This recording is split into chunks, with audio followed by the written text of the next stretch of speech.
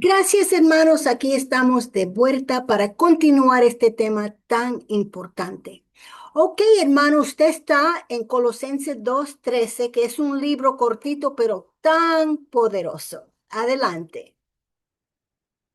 Ok, entonces Pablo en el capítulo 2 de Colosenses, en el verso 13, pero Pablo está haciendo un contexto de que nadie puede engañar, en el caso de los gentiles, puede engañar a aquellas personas que no han sido circuncidados. Recordemos que uno de los movimientos que tenía o que estaba haciendo daño a la iglesia primitiva era que muchas personas estaban tratando de judaizar a los cristianos gentiles.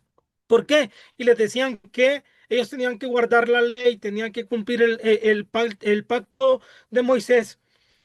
Y Pablo a los colosenses les está hablando que en la plenitud que habita en Cristo nos hace que nosotros,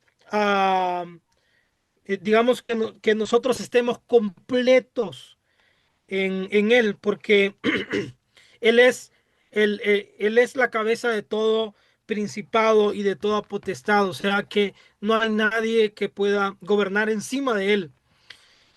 Entonces, en el verso 13 nos dice de que bueno, en el verso 12 dice, sepultado juntamente con él en el bautismo, en el cual fuiste también resucitado con él, ¿ok? Recordemos que nosotros, aquí hay una controversia entre los evangélicos acerca del bautismo. Muchos creen que el bautismo es para salvación. En lo personal, yo considero que el bautismo es una proclamación pública de mi fe, ¿ok? Pero es necesario que yo me bautice cuando yo creo, porque este bautismo es una representación que yo hago para lo que va a venir. Mi muerte, mi sepultura, mi muerte a mí mismo, mi sepultura al Denis anterior y mi resurrección con Cristo para ser una nueva criatura. Ese es mi pensamiento personal, ¿ok? Y dice, y vosotros estando muertos, ¿cómo estábamos nosotros? Y dice, perdón, me quedé a la mitad.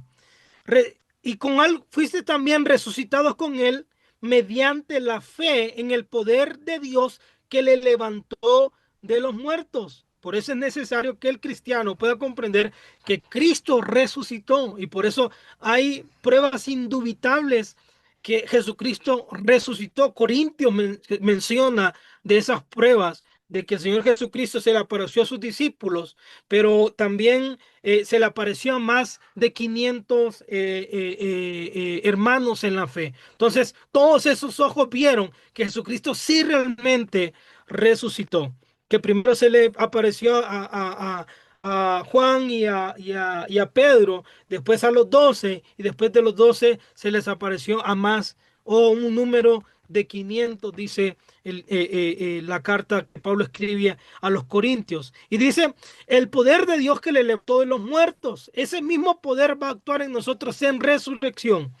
Y dice, y a vosotros estando muertos en la incircuncisión de vuestra carne, os dio vida juntamente con él, perdonándonos todos los pecados, anulando el acta de los decretos que había contra nosotros, que nos era contraria, quitándolo de en medio y clavándolo en la cruz, y despojando a los principados y a las potestades, los exhibió públicamente, triunfando sobre ellos en la cruz. Les dice, los exhibió públicamente, triunfando sobre ellos en la cruz. Otra parte de la Biblia menciona y dice, ¿dónde está o muerte dónde está muerto? No, no sé si alguien lo sabe, pero lo voy a decir en propias palabras. Hace referencia a dónde está el aguijón de la muerte que no tuvo victoria con Cristo y dónde está la victoria del sepulcro que no pudo retener a nuestro Señor Jesucristo. Entonces, cuando nosotros vemos esta parte, que la muerte, el sacrificio de Cristo sin resurrección hubiera sido un sacrificio en vano. El sacrificio de Cristo sin resurrección hubiera sido un sacrificio en vano. ¿Y por qué digo que hubiera sido un sacrificio en vano? Porque la victoria de nosotros para poder resucitar y tener vida eterna se da en la resurrección de Cristo, en ese poder que actúa en el Señor Jesucristo de levantarlo de los muertos. Ese es el mismo poder que va a actuar en nosotros cuando el Señor venga por nosotros, los que hayan muerto van a ser resucitados y van a ser transformados. Entonces, cuando nosotros vemos esta parte, Romanos capítulo 8 también habla acerca de la victoria que tuvo el Señor Jesucristo y habla también que la victoria de nosotros está en Cristo. La victoria de nosotros en el mundo para poder gobernar, para poder eh, podríamos decir, ya no estar sometidos al pecado. Se da mediante, mediante nuestra fe en Cristo, que somos hijos de Dios, la seguridad que somos hijos de Dios por medio del Espíritu Santo y porque nosotros caminamos en el Espíritu. Dice 8:1 de Romanos, que ninguna condenación hay para los que están en Cristo Jesús. Esa es la victoria que nosotros tenemos. Esa es la justificación que nosotros tenemos. Ninguna ah, redundancia, ninguna fuerza contraria, nadie podrá acusarnos a nosotros porque no tenemos ninguna condenación a los que estamos en Cristo. Pero para que no tengamos esa condenación, nosotros tenemos que tener fe que se hizo en nosotros una obra o expiación. Nosotros fuimos perdonados nuestros pecados por la obra de nuestro Señor Jesucristo. Y la victoria, la cruz, la muerte del Señor Jesucristo cumple esa parte de en nosotros, como yo lo mencioné, ¿verdad? El perdón de pecados, la expiación de los pecados, la regeneración, la santificación. En la cruz del Calvario se da eso. Pero la victoria para nosotros se da en su resurrección. ¿Ok? Se da en su resurrección. Entonces, nosotros vemos ciertas profecías que se cumplieron o pruebas indudables de que el Señor Jesucristo resucitó y anduvo entre los discípulos y la gente vio e incluso fue un alboroto de que el Señor Jesucristo haya resucitado. Pero también Jesucristo afirma una promesa de la vida eterna para todos aquellos que han creído en Él. ¿Ok? En Juan 11 le reafirma cuando muere Lázaro, le reafirma en este caso a una de las hermanas de Lázaro, le dice ah, que Él es la resurrección y la vida, ¿verdad?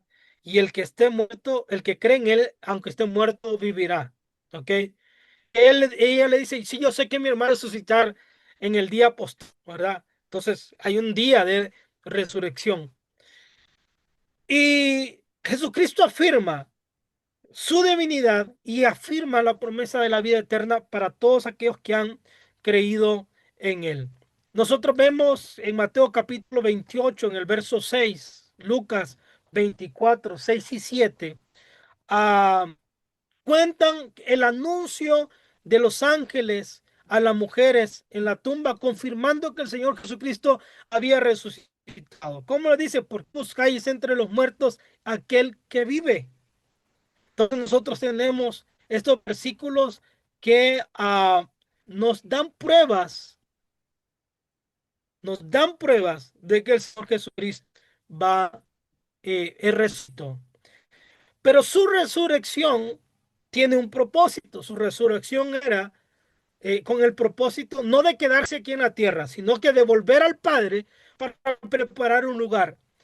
En San Juan capítulo 14, el Señor Jesucristo les habla y le dice de que es necesario que él vaya al Padre para preparar lugar, y que si no fuera así, él hubiese dicho a ellos. Entonces dice, yo voy al Padre para preparar un lugar. Y nosotros vemos cómo Tomás empieza a preguntarle, Señor, pero ¿cómo no vamos a ir al Padre? Como si no, muéstranos al Padre, que es suficiente. Pero el Señor Jesucristo dice, el camino, yo soy la verdad y yo soy la vida. Le dice, bueno, yo no sé dónde vas y no sabemos dónde vas, no sabemos cuál es el camino, pero suficiente que nos muestres al Padre. Y le dice, yo soy el camino, yo soy la verdad, yo soy la vida, y nadie viene al Padre si no es por mí. Y esta connotación o esto que tiene, esta plática que tiene el Señor Jesucristo, nos afirma una verdad. Número uno, que su resurrección, el propósito, era para ir al Padre, preparar un lugar, porque Él iba a volver. Él iba a volver a nosotros, o iba a volver para, para volvernos, para tomarnos a nosotros. Eso nosotros lo consideramos la segunda venida. Y me llama mucho la atención porque todo mundo quiere saber la sazón de los últimos tiempos. Y todos tienen su propia posición en cuanto a la escatología, que es, podríamos decir, la rama de la teología que estudia los últimos tiempos, las señales y acontecimientos de los últimos tiempos. Pero creo que en vez de nosotros estar estudiando, no digo que es malo, la parte escatológica, en vez de querer saber el sazón de los tiempos, es mejor tener una certeza de que Él volverá. ¿Por qué? Porque cuando yo tengo una certeza, me llama mucho la atención esto. Capítulo 11 de Hebreos. Capítulo 11 de Hebreos dice de que Dios le dio una promesa a Abraham. Le da una promesa a Abraham y le dice de que la tierra donde él iba a habitar toda su generación. Pero dice que él caminó en esa tierra como un extranjero, porque no tenía a esa tierra, no la tenía como su patria, sino que él esperaba una patria mejor. Él esperaba una patria incorruptible.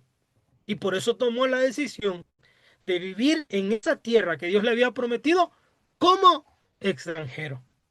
Y entonces, esto nos da una connotación, que la esperanza de nosotros es que nosotros vamos a tener, la gente quiere saber la sazón de los tiempos, porque la gente quiere prepararse, pero la mejor preparación del cristiano para la segunda venida del Señor Jesucristo es la esperanza de que Él regresará.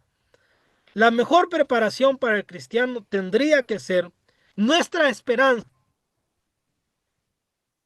que sabemos con certeza que él ha prometido que va a volver. Sí, Él dio muchas señales, pero en medio de esas señales, Él habla y dice que no se alarmen por estas señales. Todo esto es necesario que acontezca. Entonces, lo que el mundo está viviendo ahorita, lo está viviendo, pero no tiene que alarmarnos.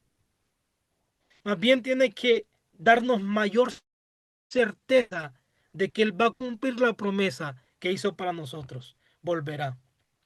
Eh, lo dice San Juan capítulo 1, verso 1 al 3. No se turbe vuestro corazón, creéis en Dios, creed también en mí. En la casa de mi Padre hay muchas moradas.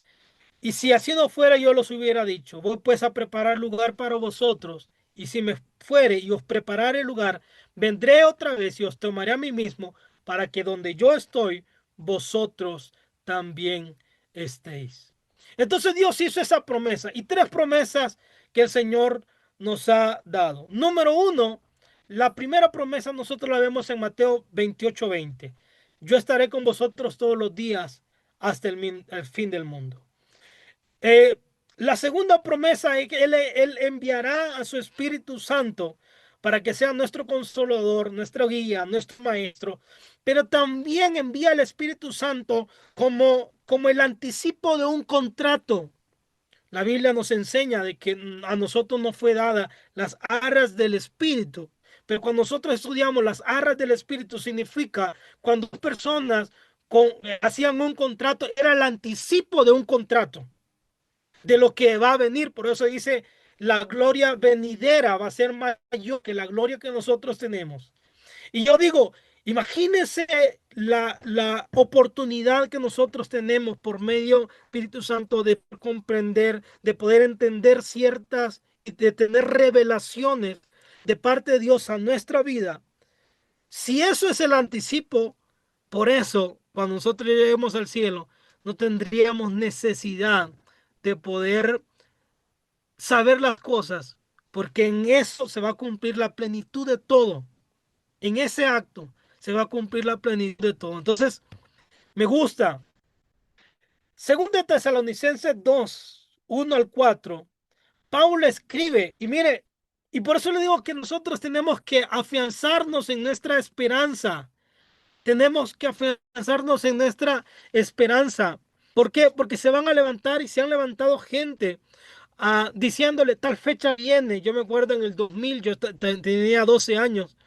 Y en el 2000 yo me acuerdo que decían el fin del mundo y yo pensaba que todo iba a explotar y yo no quería que llegara el fin para recibir el primer día del año 2000 porque ahí se iba a acabar todo.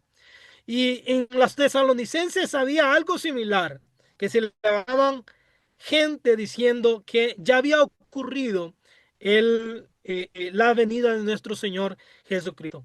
Ahora bien, hermanos, dice Tesalonicenses, en cuanto a la venida de nuestro Señor Jesucristo y a nuestra reunión con Él, les pedimos que no pierdan la cabeza ni se alarmen por ciertas profecías, ni por mensajes orales o escritos que supuestamente son nuestros. Ya llegó el día del Señor, eso es lo que decían. No se dejen engañar de ninguna manera, porque primero tiene que llegar la rebelión, o sea, la apostasía contra Dios y manifestarse el hombre de maldad, el destructor por naturaleza. Este se opone y se levanta con todo lo que lleva el nombre de Dios y es objeto de adoración, a punto de adueñarse del templo de Dios y pretender ser Dios. Es una de las señales que le dice Pablo a los tesalonicenses que van a ocurrir antes de que acontezca el día de la segunda venida de nuestro Señor Jesucristo. ¿Qué nos da esto? La certeza de que todas las cosas se van a cumplir. Todas las cosas se van a cumplir a cabalidad. El cielo y la tierra, dijo el Señor Jesucristo, pasarán, pero mis palabras no pasarán. Esto lo que significa es que nadie sabe cuándo el Señor Jesucristo va a regresar. Cuando le preguntaron al Señor Jesucristo en Hechos capítulo 1, cuando sus discípulos le preguntan que tú vas a restaurar el reino de los cielos, vas a restaurar, perdón, no el reino de los cielos, vas a restaurar el reino. Está hablando en el reino de Israel. Él le dice, no les incumbe a ustedes saber los tiempos o las acciones de los tiempos. No les incumbe a ustedes. No les toca a vosotros saber las razones de los tiempos que el Padre puso en su sola voluntad, porque dice que aún los ángeles del cielo no saben ni la día ni la hora, ni aún los ángeles del cielo saben el día ni la hora. Pero nos da una promesa y les dice, pero recibiréis poder cuando haya venido sobre vosotros el Espíritu Santo. Entonces, la Biblia es muy clara. No hay un tiempo de la segunda venida del Señor Jesucristo. Sí es muy claro que todo va a acontecer como está escrito en la Biblia. Todo va a acontecer. Y cada vez que esto va aconteciendo, nosotros tenemos que tener otra posición. La posición es que Él viene pronto. ¿Ok? Eh, Él hace una referencia, capítulo 25 de Mateo, hace una referencia en cuanto al reino de los cielos y hace la referencia de 10 vírgenes. 10 vírgenes que eran prudentes y 10 vírgenes que eran insensatas. Cuando nosotros estudiamos esto es que nosotros tenemos que estar preparados. Cada año que pasa, cada señal que nosotros vemos cumplir en el mundo, es algo que nos está diciendo, Él viene pronto. en Apocalipsis, después de que el Señor da la revelación, ah, hace que Juan escriba estas palabras y le dice: he aquí yo vengo pronto y mi galardón conmigo para recompensar a cada uno según sea su obra. En el tiempo que nosotros esperamos, tendríamos que tomar la posición de seguir trabajando en la obra del Señor.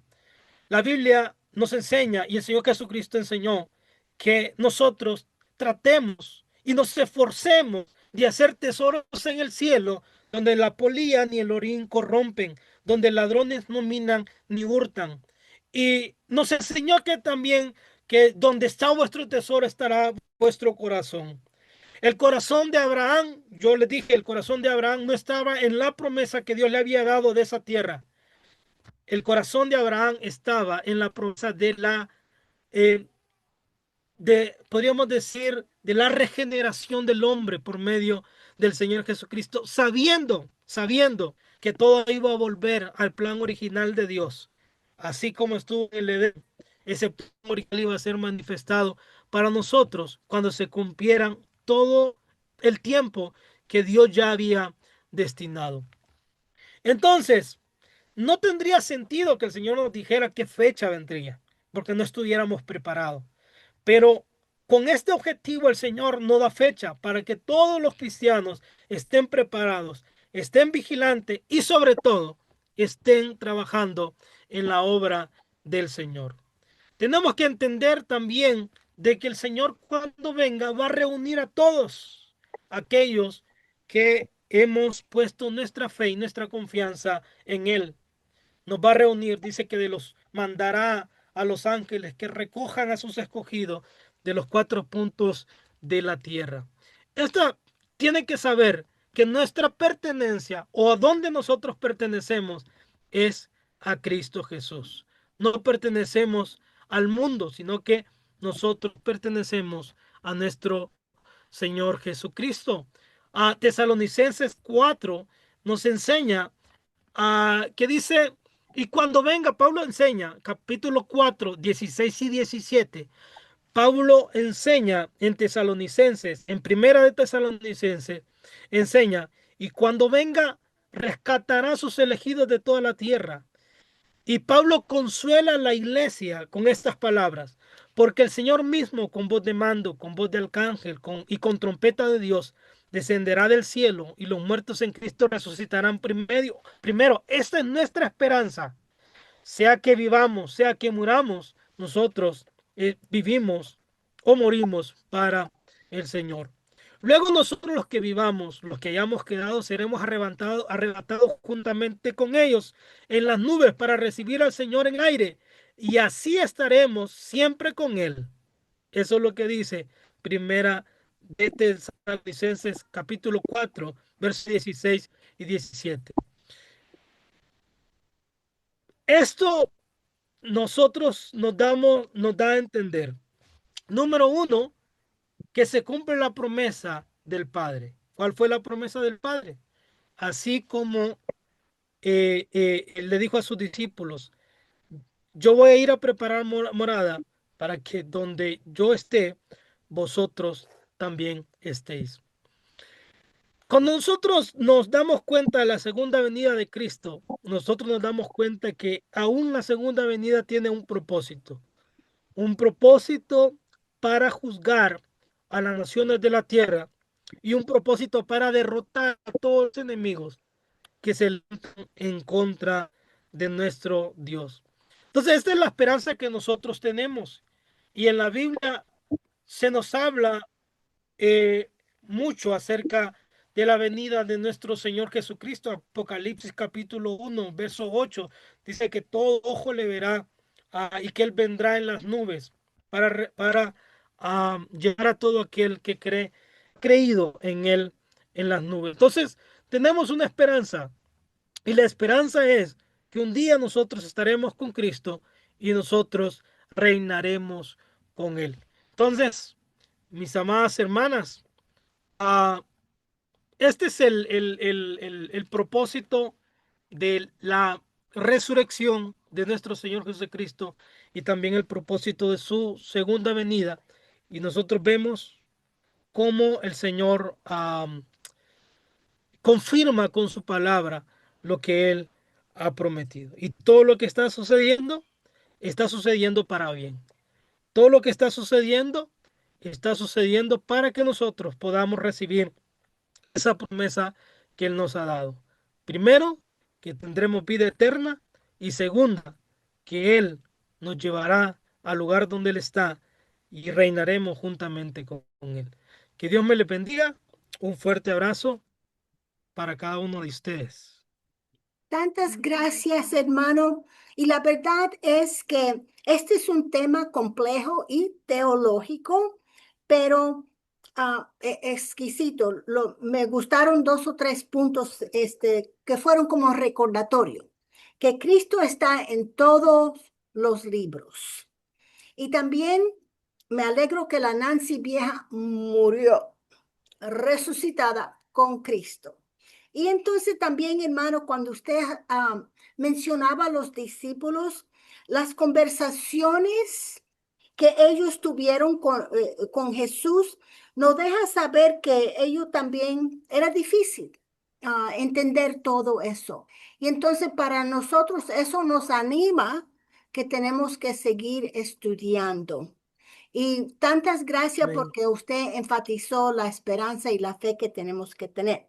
Tengo una pregunta para usted.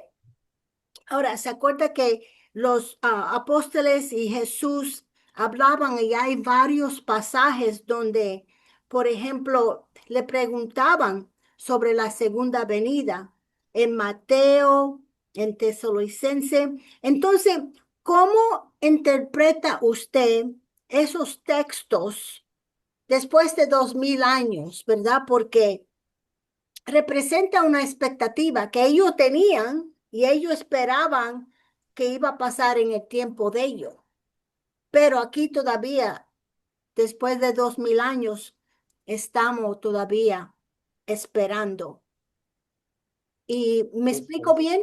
Ay, sí, sí, digamos, una interpretación y yo creo que ha sido un tema de debate por muchos, ¿no? Que dicen, no, pero hace 2000 años yo vengo escuchando lo mismo. Sí. Pero no es que el Señor, como dice Pedro, no es que el Señor no quiera cumplir la promesa que él ha hecho, ni que la tenga por tardanza, sino que lo que está haciendo es estando en su misericordia, dándonos una oportunidad a nosotros para que nosotros podamos cimentar nuestra vida en el Señor. Esto es una oportunidad. Pablo le escribe a Timoteo, capítulo 2 de Timoteo, primera de Timoteo, capítulo 2 verso 4 si no me equivoco, o una de las cartas, pero en una de las cartas de Timoteo le dice que el propósito de Dios no es que ellos se pierdan, sino que todos les conozcan y procedan al arrepentimiento, porque el único mediador entre Dios y los hombres es Jesucristo. Entonces, este mensaje es el que tiene que llegar. Y este mensaje, para que pueda llegar este mensaje a la gente, es que Dios ha esperado un poco en hacer manifiesta la promesa que nos ha hecho, ¿verdad? Pero también nos da una promesa que por causa de los elegidos, por causa de los escogidos, aún el tiempo se va a cortar. Y creo que esta es una señal, según los científicos, ahora no son 24 horas, en este tiempo son 16. Por eso nosotros vemos que los días pasan volando. Usted abre los ojos y cuando de repente ya está en la noche otra vez. Entonces, yo lo interpreto de esta manera. No es que Dios no haya querido cumplir. Dios en su misericordia todavía está guardando ese tiempo para que todos los hombres puedan conocer este mensaje. Y ya hemos hablado y hemos visto que hay un tercio si Cristo viniera hoy, un tercio de la población mundial no supiera que vino por primera vez. Un tercio de la población mundial no sabe que Cristo vino por segunda vez. Un tercio que somos los cristianos estamos esperando su segunda venida.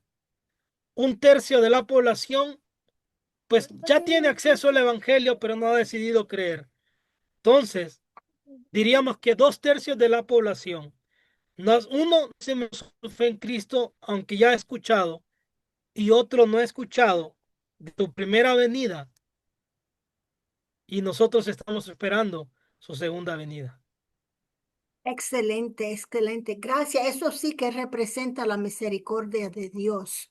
Buenos hermanas, le quiero dar oportunidad a otras que hagan preguntas. Por favor, nos quedan unos pocos minutos aquí. También me gustó la escritura que usted mencionó en Primera de Corintios 15. ¿Dónde está, oh muerte, tu victoria? Esta es una escritura que yo le recuerdo al enemigo. Digo, recuérdate que ¿dónde está, oh sepulcro, tu aguijón? El aguijón de la muerte es el pecado y el poder del pecado es la ley. Pero a Dios gracias que nos da la victoria por medio de nuestro Señor Jesucristo.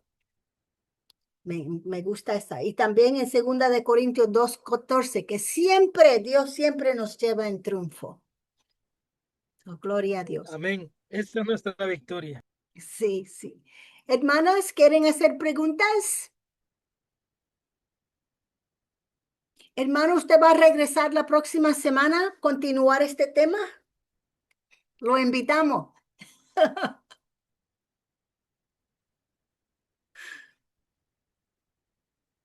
Su micrófono. Voy a ponerme de acuerdo con mi esposa. Tendría que ver si tengo libre el próximo fin de semana, pero sí sería un gusto. Ok, excelente, excelente. Ok, parece que las hermanas no tienen preguntas, pero le damos tantas gracias a todas que vinieron. Y entonces, a ver si la hermana Carolina lo invita a usted otra vez y continuamos este tema. Pero gran presentación, tantas gracias. Que Dios me lo bendiga y hablamos pronto.